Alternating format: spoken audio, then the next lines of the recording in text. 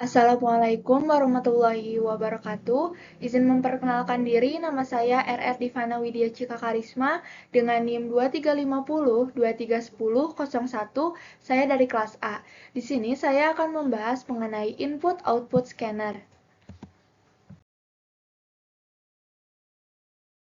Scanner. Scanner merupakan salah satu perangkat keras atau hardware input yang sering digunakan pengguna memindai beragam dokumen. Alat ini akan memindai dokumen fisik dan menjadikannya versi digital. Scanner adalah perangkat elektronik yang berguna untuk membaca dan mengubah dokumen fisik menjadi digital menggunakan bantuan software tertentu.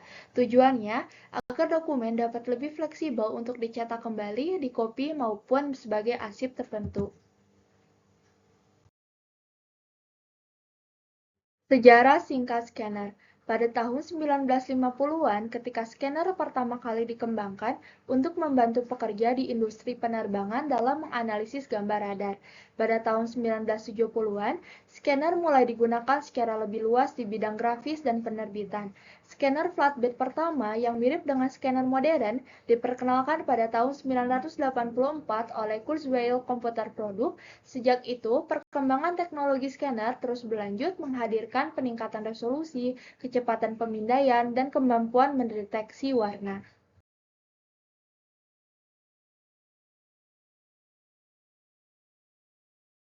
Selanjutnya yaitu ada jenis scanner. Yang pertama yaitu ada flatbed scanner, yang kedua roller scanner, yang ketiga drum scanner, yang keempat film scanner, dan yang kelima yaitu ada hand scanner.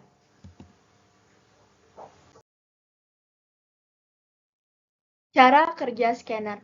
Letakkan berkas yang ingin dipindai, lalu atur motor stepper scanner melalui komputer. Setelah komputer mengatur motor stepper, maka jarak maksimalnya bisa diatur sepanjang gambar bisa ditangkap di kaca pemindai. Scan head yang sedang bekerja akan menangkap cahaya yang dicerminkan di area pemindai dengan tingkat ketelitian 1:90.000 inci. Ketika lampu menyala, motor stepper akan menggerakkannya hingga berada di atas objek. Cahaya lampu yang diarahkan ke gambar akan dipantulkan lagi di bagian wilayah kosong atau warna putih. Pantulan cahaya di area putih lebih banyak ketimbang area lebih gelap atau berwarna. Nah, pantulan yang sudah dihasilkan ini diteruskan ke beberapa cermin ke lensa scanner. Pantulan cahaya bergerak ke sensor CCD yang kemudian akan mengatur intensitas cahaya serta panjang gelombang yang dipantulkan. Setelah itu diubah menjadi tegangan analog. Tegangan analog itu berlangsung berubah menjadi digital karena ada alat yang bisa mengubah ADC atau analog to digital. Sinyal digital dari sensor CCD kemudian dikirimkan ke logic board yang akan mengirimnya kembali ke komputer dalam format digital.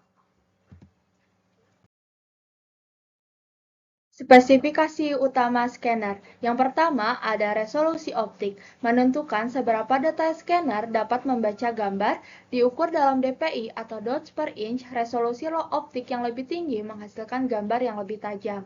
2. Kecepatan pemindaian, mengukur seberapa cepat scanner dapat menyelesaikan pemindaian, diukur dalam lembar per menit atau LPM atau halaman per menit atau ppm untuk pemindaian dokumen. 3. Kedalaman bit, menunjukkan jumlah bit yang digunakan untuk mempresentasikan setiap piksel gambar.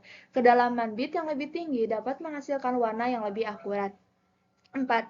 Jenis konektivitas, menentukan cara scanner terhubung dengan perangkat lain. USB umumnya digunakan, tetapi beberapa scanner juga menggunakan Wi-Fi atau internet untuk konektivitas nirkabel.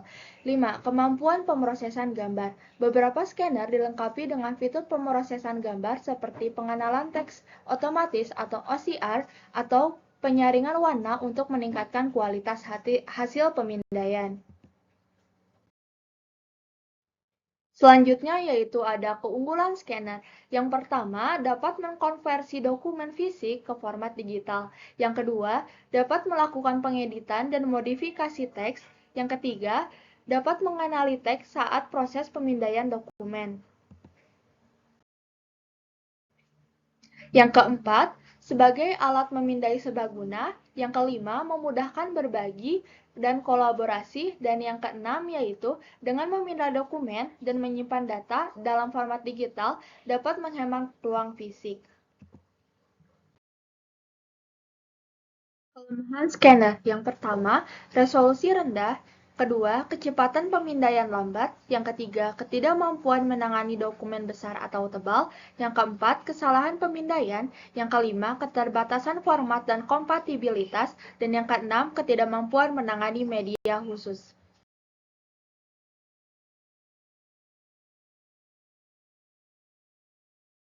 Sekian presentasi dari saya. Mohon maaf apabila ada salah kata. Wassalamualaikum warahmatullahi wabarakatuh.